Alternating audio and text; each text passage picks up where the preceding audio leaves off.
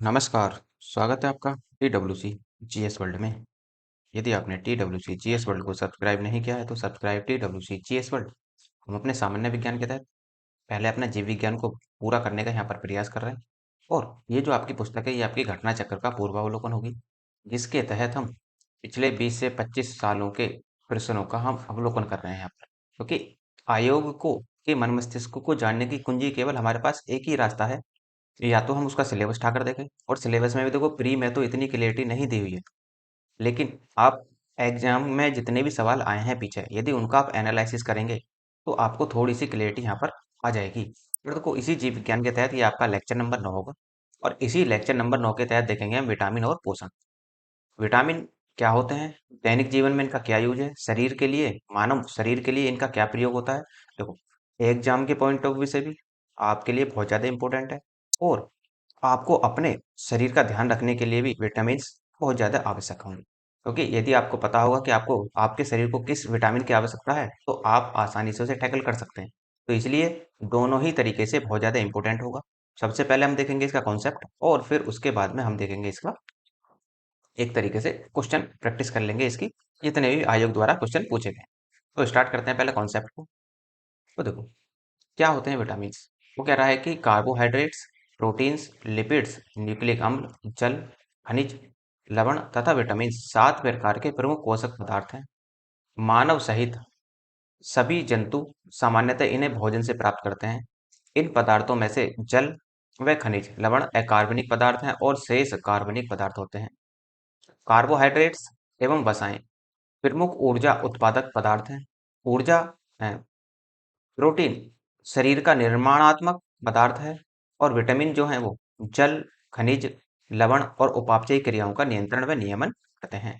तो देखो, जो कार्बोहाइड्रेट में होता है अनुपात, कार्बोहाइड्रेट का जो अनुपात होता है वो ये होता है 1:1। इसका मतलब क्या है, ये है सी, ये है एच और ये ओ, अर्थात कार्बन, हाइड्रोजन और ऑक्सीजन। ये इसका अनुपात चलता है। में कार्बन, हाइड्रोजन और ऑक्सीजन का यहाँ पर अनुपात होता है, जो क्या होते हैं CH2O के रूप में होते हैं। नेक्स्ट आपका 1911-12 में पोलैंड के वैज्ञानिक कैसिमिर फंक ने पहली बार विटामिन की अवधारणा का निरूपण किया और तथा विटामिन शब्द का सर्वप्रथम प्रयोग इन्होंने ही किया था। तो देखो, यहाँ पर यदि आप देखें इस चीज को कि फंक ने केवल इसका नामकरण किया था। यदि आप देखें थोड़ा सा यहाँ भी, यदि आप इसे और भी डीपली देखना चाहें, तो यदि मैं आपसे कहूँ कि 1881 के आसपास, 1881 के आसपास एक और वैज्ञानिक आए थे, एन आई ल्यूनिन ने इसकी खोज की थी, ये ध्यान रखना है आपको। लेकिन जब सबसे पहले इसे कहाँ खोजा गया था विटामिन को, तो इसे खोजा गया था दूध की प्रोटीन में। अर्थात दूध में इसे सबसे पहले किसने खोजा, तो दूध में सबसे पहले खोजा था 1912 के आसपास कह लो। 1912 में आपका एक और वैज्ञानिक आए थे, हॉपकिंस। हॉपकिंस ने इसे खोजा था। लेकिन जो इसका विटामिन नाम दिया गया वो फंक के द्वारा दिया गया था। यहाँ पर थोड़ा सा मिसअंडरस्टैंडिंग हो जाती है, तो ध्यान रखना है कि विटामिन की खोज फंक ने नहीं की, वो 1881 में एल आई न्यूनिन ने की। लेकिन यदि एल आई न्यूनिन ऑप्शन में नहीं है और हॉपकिंस भी ऑप्शन में नहीं है, तो फिर आप फंक पर जा सकते हैं, ये ध्यान रखना। थोड़ा सा वहां पर एग्जाम में आंसर देते समय थोड़ी सी सटीकता बरतना वहां पर आप। ठीक है। तो लगभग 20 प्रकार के विटामिन ज्ञात हो चुके हैं, जिनमें दो प्रमुख श्रेणियां हैं। एक तो होते हैं जल में घुलनशील विटामिन और दूसरे होते हैं वसा में घुलनशील। जल में घुलनशील विटामिन कौन से होते हैं, दो होते हैं, बी और सी। तो विटामिन बी और विटामिन सी, अब देखो कैसे याद रखेंगे, इस तरीके से याद रख लो। देखो, जल, यदि आप जल लिखते हैं तो जल में भी कितने शब्द हैं, तो एक और दो। तो जल में घुलनशील कौन है, बी और सी, दो ही घुलनशील है। तो इस तरीके से आपसे एग्जाम में आसानी से टैकल कर सकते हैं, वरना कंफ्यूजन हो जाता है। तो ध्यान रखेंगे कि जल में भी दो शब्द और बी और सी दो विटामिन, तो इस तरीके से याद रख सकते हैं। और वसा में घुलनशील विटामिन, जो बी और सी से अलग बचे वो सब वसा में घुलनशील विटामिन होते हैं, जैसे ए, डी, ई और सी। विटामिन को सहायक आहार कारक भी कहा जाता है। इस विचार को स्पष्ट करने वाले पहले वैज्ञानिक फ्रेडरिक गोलैंड हॉपकिंस थे। ये थे। तो सबसे पहले विचार किसने दिया, फ्रेडरिक गोलैंड हॉपकिंस ने दिया था। ये कब दिया था इन्होंने, ये दिया था 1912 के आसपास। लैक्टोज प्राकृतिक शर्करा है। यह एक डाइसैकराइड कार्बोहाइड्रेट है जो दूध में पाया जाता है। इसकी हल्की मिठास का कारण गैलेक्टोज और ग्लूकोज से मिलकर बना होता है। अब देखो, कुछ प्रमुख विटामिन भी देख लेते हैं। यहाँ पर आप देख रहे हैं कि विटामिन क्या क्या है। अब इनसे आपको ध्यान रखना है कि एक तो इनका वैज्ञानिक नाम या रासायनिक नाम, और फिर इनकी कमी से होने वाले रोग कौन कौन से होते हैं और स्रोत क्या है इसका। अब देखो, जैसे विटामिन ए की बात करें तो विटामिन ए क्या है, जल में घुलनशील है, वसा में। देखो, मैंने आपको क्या बताया, बी और सी केवल जल में घुलनशील हैं, बाकी सब वसा में है। तो इसका मतलब विटामिन ए जो है वो इसमें है, वसा में घुलनशील है। और यदि विटामिन वसा में घुलनशील है तो इसका रासायनिक नाम क्या होगा, देखो इसका रासायनिक नाम होता है रेटिनॉल। अब इसकी कमी से क्या क्या रोग होते हैं, रतौंधी होती है, जेरप्थैलेमिया होती है, संक्रमण हो जाता है, और त्वचा की कोशिकाओं में परिवर्तन आने लगता है। ये ध्यान रखना है। रतौंधी का मतलब होता है एक तरीके से व्यक्ति को रात में देखना बंद हो जाता है। दूसरा, इसका स्रोत क्या है, इसका स्रोत है गाजर, हरी सब्जियां, दूध, मक्खन, अंडा, यकृत, मछली का तेल। दूसरा है आपका विटामिन बी, या फिर इसी को ही विटामिन बी 1 भी कह देते हैं। और विटामिन बी 1 को ही रासायनिक नाम या वैज्ञानिक नाम क्या होगा, थायमिन। वैज्ञानिक नाम और रासायनिक नाम जरा थोड़े से ध्यान रखना आप इन चीजों के। देखो, थायमिन थायमिन से क्या होता है, बेरी बेरी रोग, और इसमें क्या हो जाता है, वृद्धि रुक जाती है व्यक्ति की। अब इसमें देखो और भी कार्य होते हैं। जो विटामिन बी 1 होता है वो एंजाइम को सक्रिय करने का कार्य भी करता है, ये भी आप थोड़ा सा ध्यान रखना। भूख और अच्छे स्वास्थ्य के लिए भी ये प्रयोग किया जाता है। और इसके जो स्रोत होते हैं, स्रोत में आप ले लो अनाज, फलियां, सोयाबीन, दूध इत्यादि में ये पाया जाता है।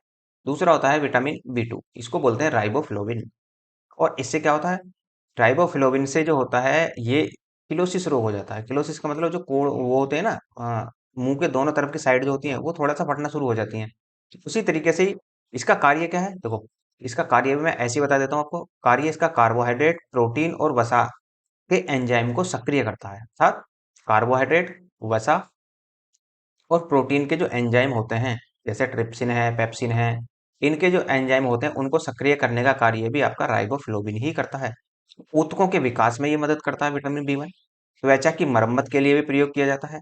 कोशिकीय श्वसन के लिए भी आवश्यक है। अब देखो इसका स्रोत क्या है, पनीर है, अंडा है, यीस्ट है, मांस है, हरी पत्तेदार सब्जियां हैं। तो इस तरीके से आप इन्हें याद रखेंगे थोड़ा सा। नेक्स्ट आपका नेक्स्ट है आपका बी 3 है। विटामिन बी 3 को बोलते हैं नियासिन या निकोटिनिक अम्ल भी कहते हैं।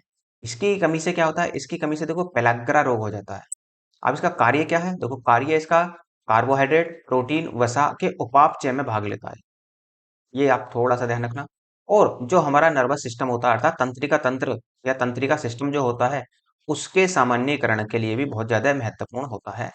अब स्रोत क्या है, स्रोत है इसका यीस्ट, मांस, मछली, अंडा, दूध और फली। नेक्स्ट, फिर है आपका विटामिन बी 5। और विटामिन बी 5 को ही हम बोलते हैं पेंटोथेनिक अम्ल। और पेंटोथेनिक अम्ल का कार्य क्या है, देखो ये भी कार्बोहाइड्रेट कार्बोहाइड्रेट ले लो, वसा, प्रोटीन के उपापचय में भाग लेता है ये भी पूरी तरीके से। और इससे क्या होता है, चर्म रोग, इसकी कमी से वृद्धि कम होती है और बाल क्या हो जाते हैं, जल्दी सफेद होना शुरू हो जाते हैं। तो विटामिन बी की कमी के कारण ही बालों का सफेद होता है या बालों का सफेद होना पाया जाता है। और स्रोत क्या है इसके, अंडा है, दूध है, मांस है, मूंगफली है। और भी यदि आप इसके स्रोत देखना चाहें तो आप ऐसे देख सकते हैं, जैसे ताजा सब्जी, मूंगफली, यीस्ट, गेहूं। तो इस तरीके की और जो दालें होती हैं उनमें भी ये अच्छा खासा पाया जाता है। और तो देखो पहला चर्म रोग हो गया, इसके साथ साथ पैरों में जलन भी हो जाती है इसकी कमी से, पैरों में जलन। तो ये होगा। नेक्स्ट है आपका विटामिन बी 6, इसको बोलते हैं पायरिडॉक्सिन। और पायरिडॉक्सिन का कार्य यदि हम देखें तो विटामिन बी 6 जो है उसका जो कार्य होता है ये एमिनो एसिड का उपापचय करता है। और जो तंत्रिका तंत्र होता है उसके सामान्यीकरण में इसका प्रयोग किया जाता है, अर्थात। और इसकी कमी से रोग कौन से होते हैं, रक्तक्षीणता, चर्म रोग और पेशियों में पेशी जो होती हैं उनमें ऐंठन प्रारंभ हो जाती है। स्रोत है इसका दूध, यीस्ट, अनाज और मांस। नेक्स्ट है आपका विटामिन बी 7। विटामिन बी 7 को बोलते हैं बायोटिन। और विटामिन बी 7 जो है उसका कार्य क्या है, ये प्रोटीन के एंजाइम को सक्रिय करता है, प्रोटीन एंजाइम को सक्रिय कर देता है। और जो हमारा केंद्रीय नर्वस सिस्टम होता है, तंत्रिका तंत्र होता है, उसके सामान्यीकरण में भाग लेता है, त्वचा के सामान्यीकरण में भाग लेता है। और एक तरीके से और भी देखेंगे इसमें, हाँ बालों के सामान्यीकरण में भी ये भाग लेता है। और स्रोत क्या है इसका, मांस, गेहूं, अंडा, सब्जी और फल इसके स्रोत होंगे। दूसरा है, नेक्स्ट है आपका विटामिन बी 9। विटामिन बी 9 को ही हम फोलिक अम्ल बोलते हैं, अर्थात आम्फोलिक एसिड कह सकते हैं आप इनको। इसकी कमी से क्या होता है, रक्त क्षीणता और कुंठित वृद्धि हो जाती है। और भी आप इसके प्रयोग देख सकते हैं। जो आपका विटामिन बी 9 होता है वो आरबीसी के निर्माण में भाग लेता है। दूसरा, भ्रूण के मस्तिष्क के निर्माण में भाग लेता है। रीढ़ की हड्डी कंकाल के विकास में भाग लेता है। और जो आपके हार्ट अटैक आते हैं, स्ट्रोक, कैंसर की रोकथाम के लिए भी इसका प्रयोग किया जाता है विटामिन बी 9। तो बहुत ज्यादा इंपॉर्टेंट होगा। स्रोत क्या है, हरी सब्जियां, फलियां, यीस्ट, मांस और अंडा, ये इसके स्रोत होंगे। नेक्स्ट आपका विटामिन बी 12, इसको बोलते हैं साइनोकोबालामिन। और जो साइनोकोबालामिन होता है ये क्या करता है, देखो, ये प्रोटीन के संश्लेषण में सहायक होता है। विटामिन बी 12 और कोबाल्ट के संश्लेषण में भी सहायक होता है। अब इसका स्रोत क्या है, लीवर में संग्रहित होता है। ये ध्यान रखना थोड़ा सा, कहाँ पाया जाता है, विटामिन बी 12 लीवर में संग्रहित होता है। पूछ ले एग्जाम में कि कौन सा विटामिन लीवर में संग्रहित होता है, तो विटामिन बी 12 ही लीवर में संग्रहित होता है। स्रोत, अब देखो इसकी इस कमी से क्या होता है, घातक रक्तहीनता हो जाती है और तंत्रिका तंत्र में गड़बड़ी हो जाती है। और इसी के कारण, इसी विटामिन बी 12 के कारण ही एक बीमारी होती है लकवा, वो हो जाती है। स्रोत है इसके मांस, मछली, अंडा, दूध, मात्र के जीवाणु। नेक्स्ट है आपका विटामिन सी, एस्कॉर्बिक अम्ल बोलते हैं इसको। जब एस्कॉर्बिक इसको अम्ल बोलेंगे तो इसका कार्य क्या होगा, देखो, ये जो करता है ये संयोजी ऊतक निर्माण करता है, घावों को भरने में काम आता है, आयरन के अवशोषण में मदद करता है, टूटी हड्डियों को जोड़ने में मदद करता है, कोलेस्ट्रॉल से रक्षा करता है। अब इसकी कमी से क्या क्या होता है, देखो, इसकी कमी से एक तो रिकेट्स हो जाता है, सूखा रोग बोलते, सॉरी, ये तो विटामिन डी है। इसकी कमी से स्कर्वी रोग हो जाता है। स्कर्वी का मतलब मसूड़ों से रक्त निकलने लगता है, इसी की कमी से होता है। स्रोत क्या है इसका, आंवला, नींबू, नींबू वंश के जितने भी फल होते हैं, जैसे आप कह लो संतरा, मौसमी, सब क्या है, ये विटामिन सी के ही भरपूर स्रोत होते हैं। टमाटर, सब्जियां, सब आपके विटामिन सी के ही स्रोत होंगे। और हरी मिर्च भी विटामिन सी का भरपूर स्रोत होती है। ये भी एग्जाम में कई बार पूछा है इसने। नेक्स्ट है आपका विटामिन डी। विटामिन डी का बोलते हैं कैल्सीफेरोल। और जो विटामिन डी होता है आपका कैल्सीफेरोल होता है। अब यदि आप एक तरीके से सोचेंगे इसको, देखो विटामिन डी जो है वो आपका कई प्रकार से होता है, लेकिन विटामिन डी का प्रयोग कहाँ करते हैं, एक तो ये हड्डी और दांतों की मजबूती में इसका प्रयोग किया जाता है। हड्डी और रक्त में कैल्शियम, जो कैल्शियम होता है, जिसे हम सीए बोलते हैं, कैल्शियम के संतुलन में ये मदद करता है। और उसके साथ साथ ये क्या करता है, देखो विटामिन, एक तरीके से आप ऐसे सोचो कि ये जो कई प्रकार का होता है, विटामिन डी 1 होता है, विटामिन डी 2 होता है, तो अलग अलग प्रकार का होता है। और उसके साथ साथ इसकी कमी से रोग कौन सा होता है, सूखा रोग हो जाता है। इसे हम रिकेट्स बोलते हैं, अर्थात ऑस्टियोमिलासिस भी बोलते हैं इसको। इसका स्रोत क्या है, मक्खन है, मछली का तेल है, अंडा और सूर्य के प्रकाश में संश्लेषण होता है इसका। ध्यान रखना, सूर्य के प्रकाश से हमें विटामिन डी नहीं मिलता। विटामिन डी सूर्य के प्रकाश से केवल संश्लेषण होता है, ये आप पूरी तरीके से ध्यान रखना। फिर है आपका विटामिन ई, टोकोफोरोल बोलते हैं इसको, विटामिन ई को। इसी विटामिन को ही प्रजनन का विटामिन भी कहते हैं। प्रजनन में सहायक होता है, इसलिए इसे प्रजनन का विटामिन भी कहा जाता है। जनन क्रिया में आवश्यक होता है। जो हमारा केंद्रीय तंत्रिका तंत्र होता है उसके समन्वय में भाग लेता है। आरबीसी के निर्माण में ये भाग लेता है। और इसकी कमी से क्या होता है, देखो, जनन क्षमता में कमी आ जाती है, जननांग तथा पेशियां कमजोर हो जाती हैं। और इसी को ही देखो ब्यूटी विटामिन भी कहा जाता है, अर्थात सुंदरता का विटामिन किसे कहते हैं, इसी को ही विटामिन ई को ही सुंदरता का विटामिन भी कहा जाता है। तेल, इसका स्रोत जो है वो गेहूं, अंडे की जर्दी, सोयाबीन है। नेक्स्ट आपका विटामिन के। और जो विटामिन के होता है वो उसको बोलते हैं नेफ्थोक्विनोन या फिलोक्विनोन भी बोल देते हैं इसको, दोनों ही याद रखना है आपको। तो विटामिन के का कार्य क्या है, देखो, ये रक्त के थक्का बनाने में या रक्त के थक्का निर्माण में सहायता करता है, मजबूत हड्डियों के निर्माण में सहायता करता है। और इसकी कमी से क्या होता है, इसकी कमी से चोट पर रक्त का थक्का नहीं जमता, तो इसी की कमी से हो जाता है। स्रोत क्या है, हरी सब्जियां हैं, अंडा है, सोयाबीन है, आंत्र के बैक्टीरिया होते हैं यहाँ पर। नेक्स्ट देखो आगे, देखो कुछ पॉइंट मैं आपको और भी बता देता हूँ। जैसे जो हमारा विटामिन बी 7 होता है, विटामिन बी 7 को ही आप विटामिन एस कहते हैं, विटामिन डब्ल्यू कहते हैं, विटामिन एक्स कहते हैं। ये थोड़ा सा ध्यान रखना, विटामिन एस, विटामिन डब्ल्यू और विटामिन एक्स, इसको कहा जाता है विटामिन बी 7 को ही कहा जाता है। और एक और होता है आपका विटामिन बी 6। विटामिन बी 6 को भी हम कुछ अन्य नाम से भी जानते हैं, जैसे विटामिन वाई, विटामिन वाई के नाम से भी जानते हैं। ठीक। फिर आप देखेंगे विटामिन बी टू, और जो विटामिन बी टू होता है, विटामिन बी टू को आप एक तरीके से विटामिन जी के नाम से भी जानते हैं। ये देखो एडवांस लेवल की बातें हैं, लेकिन थोड़ा सा ध्यान रखना आप इन चीजों को, कभी वो इनका नाम परिवर्तित करके ही आपसे सवाल पूछ ले। फिर आप देखेंगे विटामिन बी फाइव होता है हमारे पास, बी फाइव है, बी सेवन है और बी नाइन है। इसको संयुक्त रूप से विटामिन एम के नाम से जानते हैं, विटामिन एम के नाम से हम इसको जानेंगे। दूसरा जो हमारा विटामिन एफ होता है, विटामिन एफ, विटामिन एफ को हम omega three and omega six के नाम से भी जानते हैं। और जो विटामिन पी होता है, विटामिन पी, विटामिन पी जो होता है ये तुलसी में पाया जाता है, अर्थात तुलसी के रसायन में ये महत्वपूर्ण भूमिका निभाता है। तो ये जो कुछ मैंने आपको विटामिन बताए हैं, इनका भी थोड़ा सा ध्यान रखना। अब थोड़ा सा आगे बढ़ते हैं।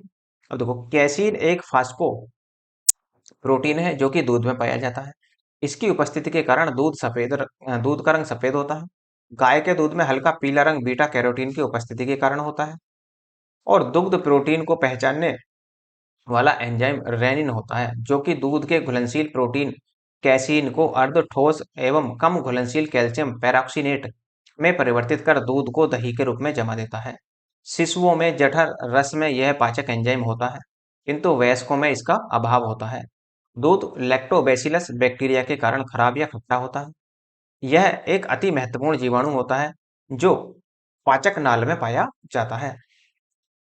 ये मिल्क शुगर जैसे लैक्टोज लैक्टिक अम्ल में बदल देता है, जिसके कारण दूध खट्टा हो जाता है। दूध से दही अर्थात छाछ या पनीर निर्माण कार्य करने में इन जीवाणुओं द्वारा ही किया जाता है। अब प्रोटीन है, प्रोटीन क्या है? प्रोटीन देखो एक जटिल नाइट्रोजन युक्त कार्बनिक पदार्थ होते हैं, जिसका गठन कार्बन, हाइड्रोजन, ऑक्सीजन और नाइट्रोजन तत्वों के अणुओं से मिलकर होता है। इसमें आंशिक रूप से गंधक, फास्फोरस आदि उपस्थित होते हैं। प्रोटीन ऊतकों के निर्माण में, मरम्मत में और शारीरिक वृद्धि के लिए आवश्यक होती है। और एमिनो अम्ल प्रोटीन की संयोजक इकाई है, अर्थात जो प्रोटीन टूटता है, प्रोटीन किस में टूटता है? प्रोटीन टूटता है एमिनो अम्ल में। कौन तोड़ता है? ओ, एंजाइम तोड़ते हैं इसको। जैसे आप देखते हैं प्रोफीन एंजाइम होता है, वो भी क्या करता है? प्रोटीन को एमिनो अम्ल में ही तोड़ने का कार्य करता है। और प्रकृति में लगभग 500 प्रकार के एमिनो अम्ल पाए जाते हैं। जीव द्रव्य में उपस्थिति विभिन्न प्रकार के एमिनो अम्ल में केवल 20 प्रकार के एमिनो अम्ल ही प्रोटीन में एकलक होते हैं, अर्थात जो कितने एमिनो अम्ल की जरूरत पड़ती है हमें? केवल 20। इनमें से 11 प्रकार के एमिनो अम्ल भोजन से प्राप्त हो सकते हैं और शरीर की कोशिकाओं में भी बन सकते हैं। ये अनानिवार्य होते हैं, एमिनो अम्ल कहलाते हैं।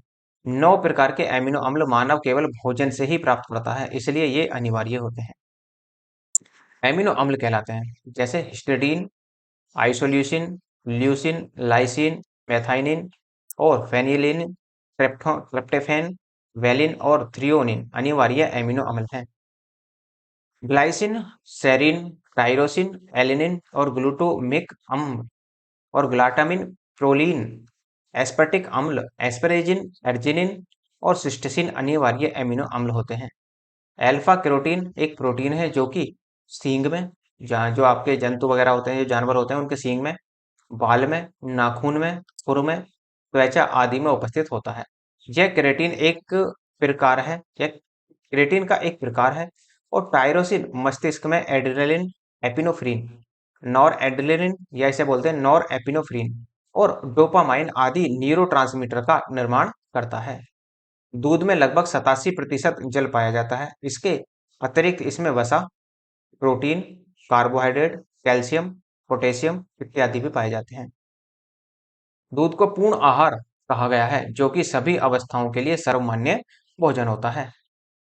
नेक्स्ट है, सामान्य क्रियाशील महिलाओं के लिए प्रोटीन की उपयुक्त दैनिक मात्रा 45 से 46 ग्राम होनी चाहिए, जबकि गर्भवती महिलाओं और बच्चों को दूध पिलाने वाली महिलाओं में इससे अधिक मात्रा की आवश्यकता होती है।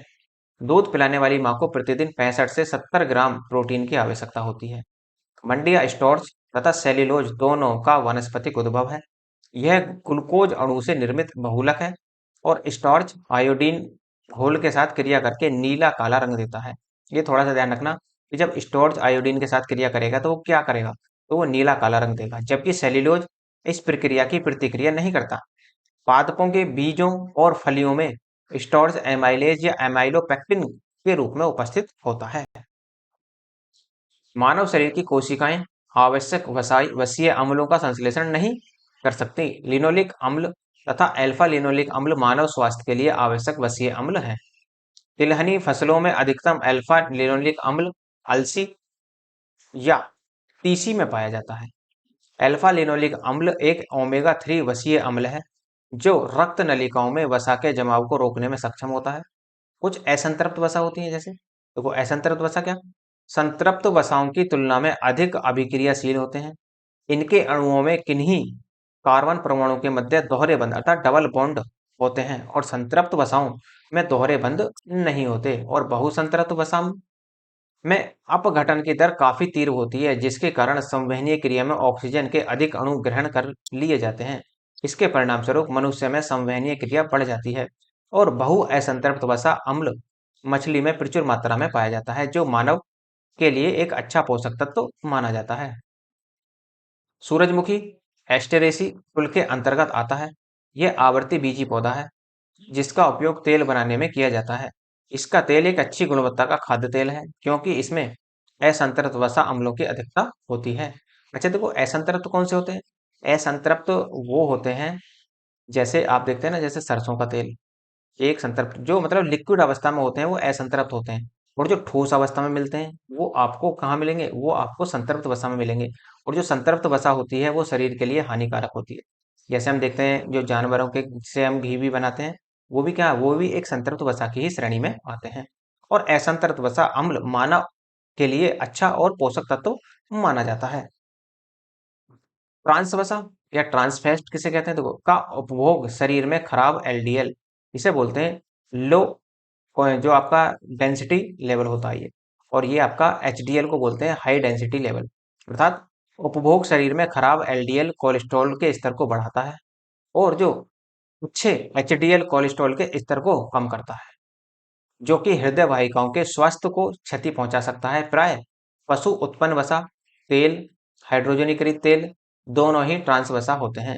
और ट्राइग्लिसराइड शरीर में पाए जाने वाले वसा का एक प्रकार है। हमारा शरीर भोजन से प्राप्त अप्रयुक्त ऊर्जा को ट्राइग्लिसराइड में परिवर्तित कर देता है और ट्राइग्लिसराइड वसा कोशिकाओं में संचित होता है। तो देखो, ये तो हो गया इसका कॉन्सेप्ट, हल्का सा हमने इस पर नजर मारी, तो ये इसका कॉन्सेप्ट हो गया। और उसके बाद में हम थोड़े से इसके क्वेश्चन भी कर लेते हैं क्योंकि आज पूरा नहीं होगा ये।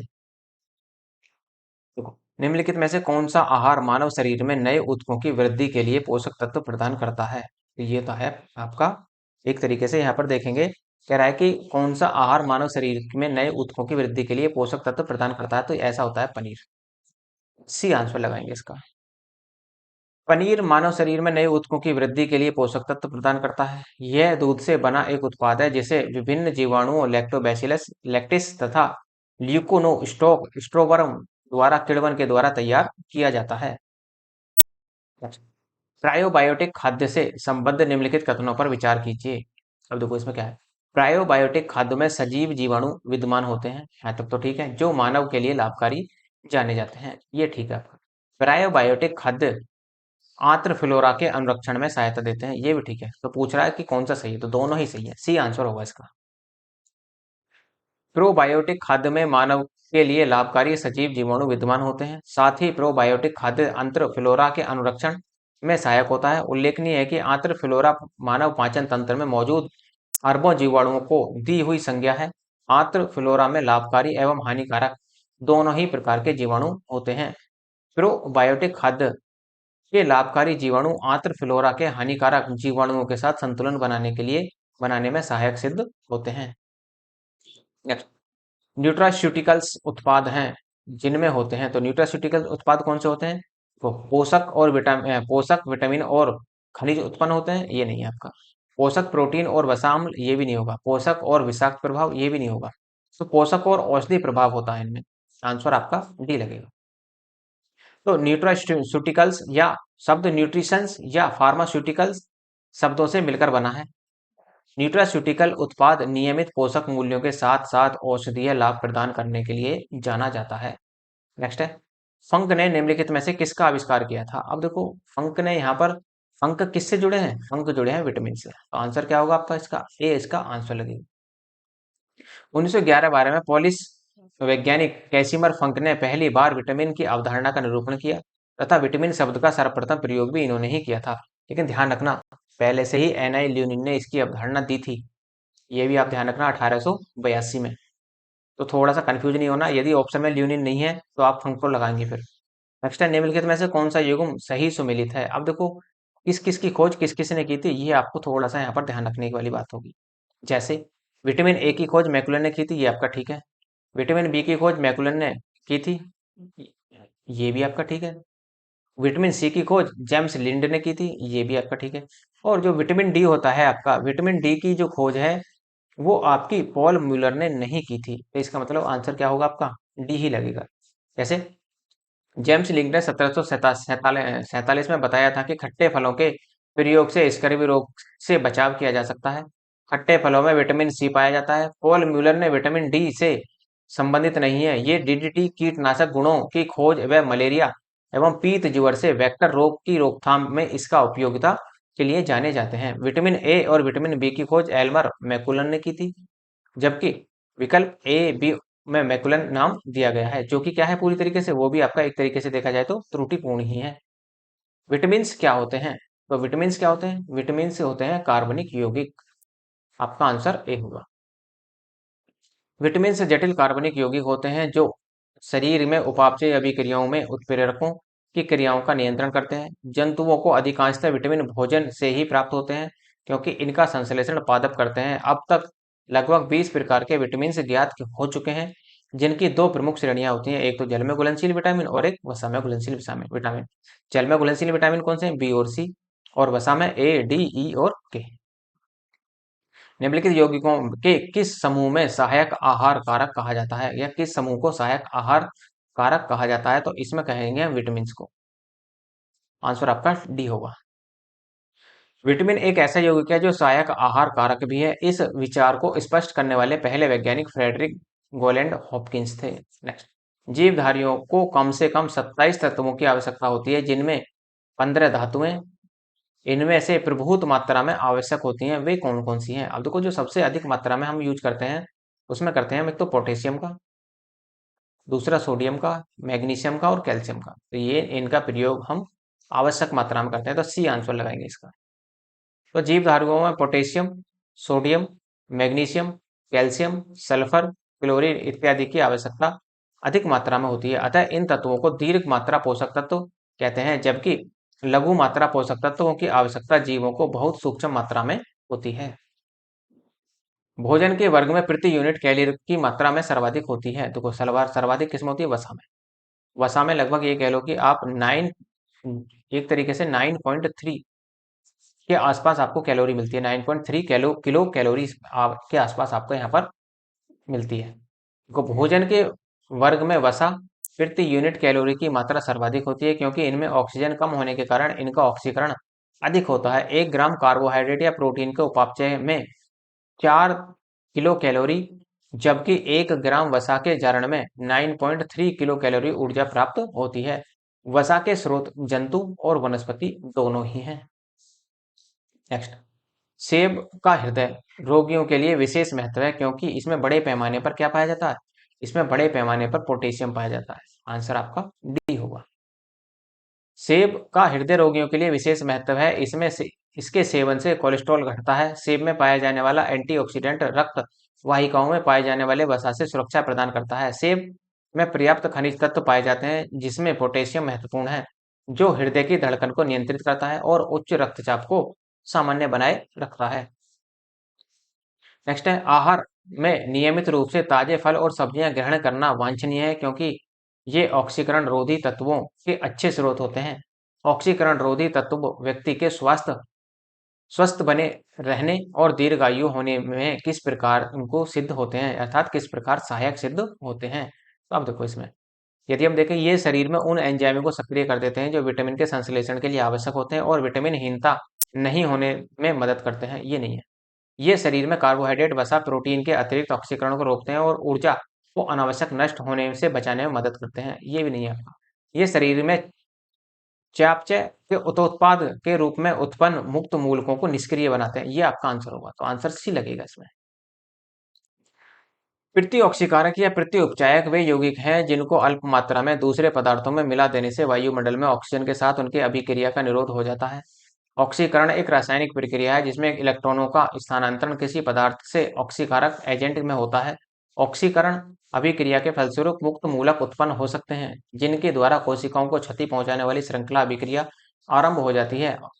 प्रति-ऑक्सीकारक पदार्थ स्वयं ऑक्सीकृत होकर तथा मुक्त मूलकों को निष्क्रिय कर कोशिकाओं में होने वाली इन श्रृंखलाओं के अभिक्रिया को रोकते हैं। नेक्स्ट, विटामिन एवं उसकी कमी से होने वाले रोगों को देखना है और ये बताना है कि कौन सा उनमें सुमेलित नहीं है। जैसे कैल्सिफेरॉल से अस्थि रुग्णता होती है, नियासिन से पेलाग्रा होता है, ये भी ठीक है। कोबालामिन से आपका संघातक रक्त अल्पता होती है और राइबोफ्लेविन से आपका बेरी-बेरी रोग नहीं होता, तो आंसर आपका डी ही होगा। तो फिर राइबोफ्लेविन से कौन सा रोग होता है? देखो, बेरी-बेरी रोग विटामिन बी1 की कमी से होता है जिसका रासायनिक नाम थायमिन है। अन्य शेष विकल्प क्या है? आपके राइबोफ्लेविन विटामिन बी2 का रासायनिक नाम है जिसकी कमी से किलोसिस नामक रोग होता है। नेक्स्ट आपका राइबोफ्लेविन की कमी से होने वाला कौन सा रोग है? तो राइबोफ्लेविन की कमी से जो रोग होता है वो होता है आपका किलोसिस। आपका आंसर डी होगा। मानव आहार में पॉलिश किए हुए चावल के उपयोग से निम्नांकित रोग हो जाते हैं, तो ये होता है बेरी बेरी। जब हम पॉलिश किया हुआ चावल का प्रयोग करते हैं तो उसकी कमी से बेरी बेरी रोग हो जाता है। सफेद अनाज तथा पॉलिश किए हुए चावल तथा गेहूं का आटा इत्यादि थाइमिन पर्याप्त मात्रा में उपस्थित नहीं होता। यदि मानव आहार में मुख्यतः चीजें शामिल हैं तो यह शरीर में थाइमिन की कमी के कारण बन सकता है। उल्लेखनीय है कि बेरी बेरी एक पोषण संबंधी विकार है जो थाइमिन विटामिन बी1 की कमी के कारण होता है। नेक्स्ट आपका विटामिन बी6 कह रहा है कि कौन सा सुमेलित नहीं है इसमें। तो देखो कौन सुमेलित है, विटामिन बी6 धान की चोकर में पाया जाता है, ये ठीक है। विटामिन बी2 कोड यकृत तेल में पाया जाता है, नहीं, ये आपका यकृत तेल में नहीं पाया जाता, तो आंसर क्या होगा? बी ही लगेगा। विटामिन ई गेहूं के अंकुरित तेल में और विटामिन के अल्फा अल्फा में पाया जाता है। कॉड यकृत तेल कॉड मछली के यकृत से व्युत्पन्न एक आहार पूरक है जिसमें ओमेगा 3 फैटी एसिड के अतिरिक्त विटामिन ए एवं विटामिन डी भी उपस्थित होता है। विटामिन बी2 को राइबोफ्लोविन नाम से भी जाना जाता है। यह भोजन से ऊर्जा मुक्त करने में सहायक होता है। इसकी कमी से किलोसिस नामक रोग हो जाता है और अंडे, हरी सब्जियां, फलियां इत्यादि इसके प्रमुख स्रोत होते हैं। नेक्स्ट आपका निम्नलिखित सब्जियों में सर्वाधिक विटामिन किस में पाया जाता है? तो देखो सर्वाधिक विटामिन जो पाया जाता है वो आपका मिर्च में पाया जाता है, आंसर आपका ए होगा। विटामिन सी मिर्च में पाई जाती है। 100 ग्राम मिर्च से 143.7 मिलीग्राम तथा 100 ग्राम कुम्हड़े से 9 मिलीग्राम और 100 ग्राम मटर से 40 मिलीग्राम और 100 ग्राम मूली से 14.8 मिलीग्राम विटामिन सी विद्यमान होती है। विटामिन जो खट्टे फलों में पाया जाता है तथा चर्म को स्वस्थ रखने में जरूरी है, तो ये होता है आपका विटामिन सी। खट्टे फलों में पाया जाने वाला विटामिन विटामिन सी होता है। विटामिन सी विभिन्न प्रकार के खट्टे फलों में जैसे नींबू, संतरा, आंवला इत्यादि में पाया जाता है। यह जल में घुलनशील एक विटामिन है जो कि चर्म को स्वस्थ रखने, दांतों के डेंटेन के निर्माण, कोलेजन तंतुओं के निर्माण में कार्य करता है। शरीर में इसकी कमी से होने वाले स्कर्वी रोग हो जाता है। नेक्स्ट आपका विटामिन सी का मुख्य स्रोत क्या है? अब देखो इसमें देखो कि विटामिन सी का दूध है, नहीं है, दालें भी नहीं है, घी भी नहीं है, कच्चे एवं ताजा फल, आंसर आपका ए होगा। दूध में मुख्य रूप से protein A, vitamin B12, vitamin D, vitamin के उपस्थित होते हैं। दालों में मुख्यतः प्रोटीन प्रचुर मात्रा में पाया जाता है। घी में वसा प्रचुरता होती है। विटामिन सी खट्टे फलों में पाया जाता है। नेक्स्ट, विटामिन सी का सबसे उत्तम स्रोत क्या है? तो विटामिन सी का सबसे उत्तम स्रोत है यहाँ पर आंवला, आपका आंसर सी होगा। तो विटामिन सी का रासायनिक नाम एस्कॉर्बिक अम्ल है। इसका उच्चतम स्रोत आंवला है। इसके अलावा यह खट्टे फल जैसे नींबू, संतरा, मौसमी इत्यादि में प्रचुर मात्रा में पाया जाता है। इसका प्रमुख कार्य ऊतकों की कोशिकाओं को परस्पर बांधे रखने वाले अंतरकोशिकीय पदार्थों में मैट्रिक्स, कोलेजन तंतुओं तथा दांतों के डेंटाइन के निर्माण में को सामान्य अवस्था में बनाए रखने का है। यह जल में घुलनशील होता है। इसकी कमी से शरीर में स्कर्वी रोग हो जाता है जिसके प्रभाव से घाव नहीं बढ़ते। नेक्स्ट, नेक्स्ट आपका घावों के भरने के लिए कौन सा विटामिन आवश्यक है? तो घावों के भरने के लिए विटामिन सी ही आवश्यक है। ठीक है, अब देखो ये क्वेश्चन नंबर 20 तक हो गए। बाकी क्वेश्चन मैं आपको अगले लेक्चर में कराऊंगा। तो देखो यदि आपको लेक्चर की पीडीएफ की आवश्यकता है, तो लगता है कि रिवीजन के लिए पीडीएफ होनी चाहिए, तो आप टेलीग्राम ज्वाइन कर लेना। डिस्क्रिप्शन में नीचे उसका टेलीग्राम का लिंक दिया हो। और यदि आपको किसी भी प्रकार के नोट्स की आवश्यकता हो तो डिस्क्रिप्शन में मेल का लिंक दिया है। मेल के माध्यम से आप बता सकते हैं कि आपको किस सब्जेक्ट के नोट्स की आवश्यकता है, तो वहां पर भी आपको सेंड कर दिए जाएंगे। और यदि आपको लगता है लेक्चर अच्छा है तो लाइक कीजिए, शेयर कीजिए और सब्सक्राइब करना ना भूलें। धन्यवाद।